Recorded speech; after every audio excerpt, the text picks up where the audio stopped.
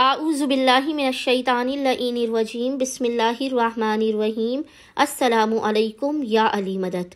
مومنین و مومنات کی خدمت میں ماہ رمضان کریم کے 7ویں دن 7th ڈے آف ماہ رمضان کی دعا اور اس کی فضیلت لے کر آئے ہیں۔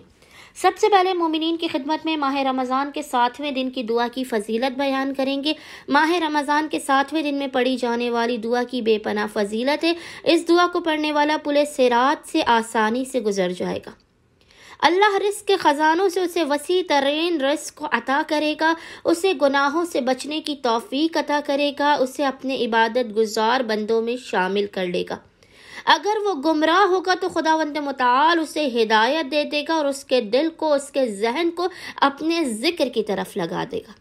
ماہ رمضان کے 7ویں دن کی دعا انشاءاللہ تعالی مومنین کو اسکرین پر لکھی ہوئی نظر آ رہی ہوگی، اور وہ دعا ہے اللہم اعنی فیہ علی صیامہ وقیامہ وجنبنی فیہ من حفواتہ وعصامہ وارزقنی فیہ ذکرک بدوامہ بتوفیقک یا ہادی المصلین۔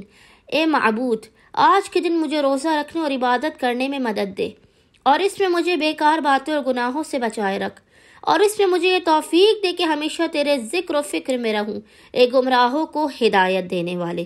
اللہم صلی علی محمد و آل محمد وعجل فراجہم اجمعین۔